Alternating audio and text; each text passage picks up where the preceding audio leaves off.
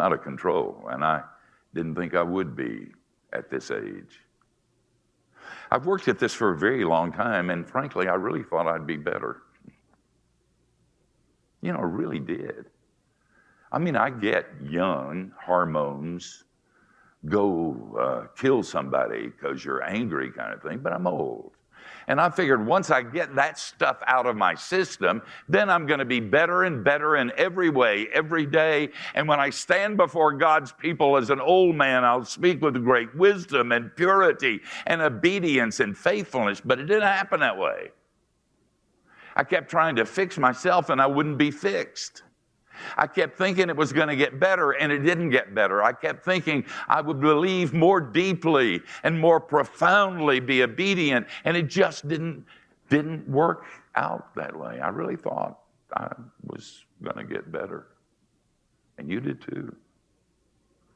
And so the beginning of wisdom is to recognize that there is a God and that God is in control. So I decided that I would preach a sermon on the subject.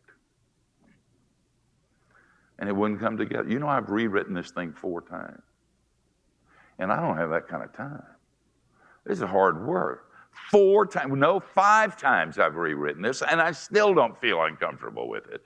And in the middle of the 3rd or 4th rewriting, Eric Guzman, who's our vice president of communications at Key Life, came in and said, "Steve, we got to record.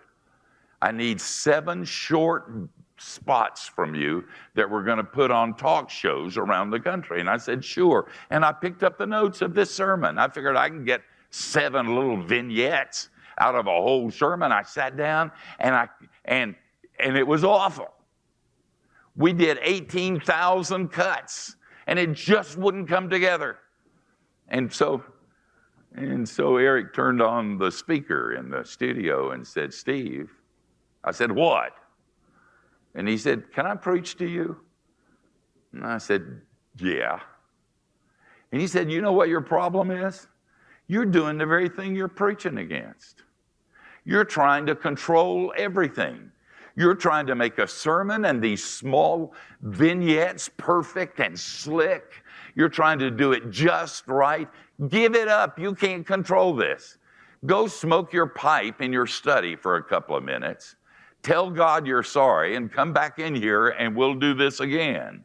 I did, and the next time it was cool. And so I learned something. I'm going to share it with you.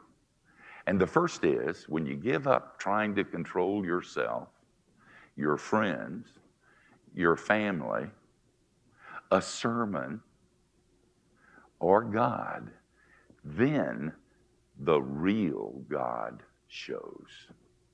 I mean, this was a normal worship service. Everybody expected one thing, the God they had created, and the real God showed, and it scared the spit out of them. The rush of a mighty wind, fire, and smoke. If you had been there, you would have gotten under the pew, because the real God is the God you don't play around with. He is not safe.